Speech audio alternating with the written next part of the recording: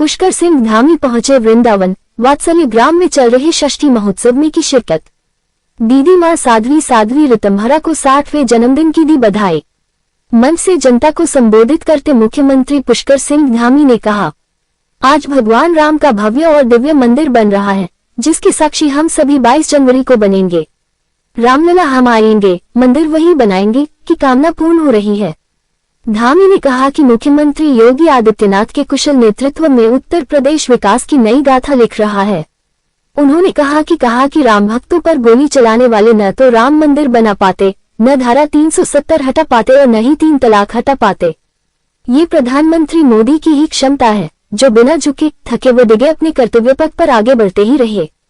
पुष्कर धामी कार्यक्रम से संबोधन के बाद उत्तराखंड के लिए रवाना हो गए। आप सभी की ऊर्जा देखकर मैं कह सकता हूं कि आप सभी अत्यंत खुश हैं। अब आप सभी एक और बात बताइए, क्या ये खुशी आपको अन्य सरकारों में हो सकती थी? मैं उन सरकारों का नाम नहीं ले रहा हूं। या अन्य पार्टियों की सरकारों में मिल सकता था? अरे जोर से बोलिए जी। नहीं मिल पाती। अब भव्य राम मंदिर का निर्माण देखकर तमाम लोग बोलने लगे हैं कि हम भी अयोध्या आना चाहते हैं, हम भी अयोध्या आना चाहते हैं।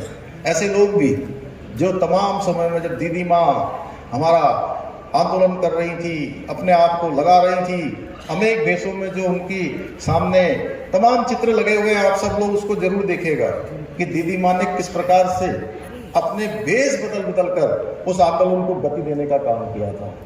तो उस समय में ये तमाम लोग जितने हथकंडे हो सकते थे, उन हथकंडों को अपनाकर राम मंदिर का काम रोकने का काम करते थे। भाई बहनों, राम भक्तों पर गोली चलाने वाले ना तो मंदिर बना पाते, ना कश्मीर से धारा 370 हटा पाते, ना ही 3 तलाक हटा पाते। यह आदरणीय प्रधानमंत्री जी की क्षमता है कि वो न झुके हैं न रुके हैं, बस अपने कर्तव्य पथ पर लगातार आगे बढ़ते गए हैं। उसी का परिणाम है कि आज ये सब काम हमारे सामने चरकाट हो रहे हैं।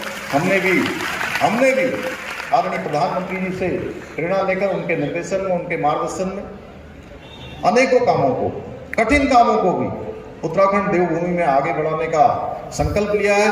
चाहे समान नागरिक संहिता को लागू करने के लिए उठाया जाने वाला कदम हो, उसकी कमेटी ने पूरा काम कर लिया।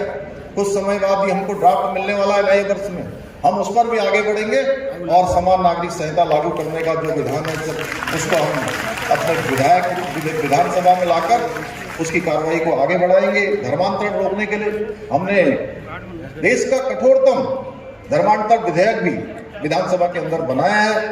नकल रोकने के लिए बच्चों के, या लैंड जिहाद या लव जिहाद को रोकने सहित कई मुद्दों को हल करने के लिए हमने कड़े कानून बनाए हैं।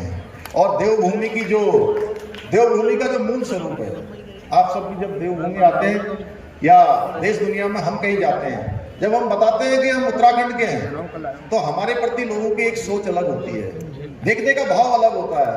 वो सोचते हैं कि देवभूमि के लोग हैं, बहुत ही देवों के नजदीक से आए हैं। तो देवभूमि का जो मूल स्वरूप है, वो मूल स्वरूप बना रहे, उसके लिए हमने अतिक्रमण को भी हटाने का संकल्प लिया।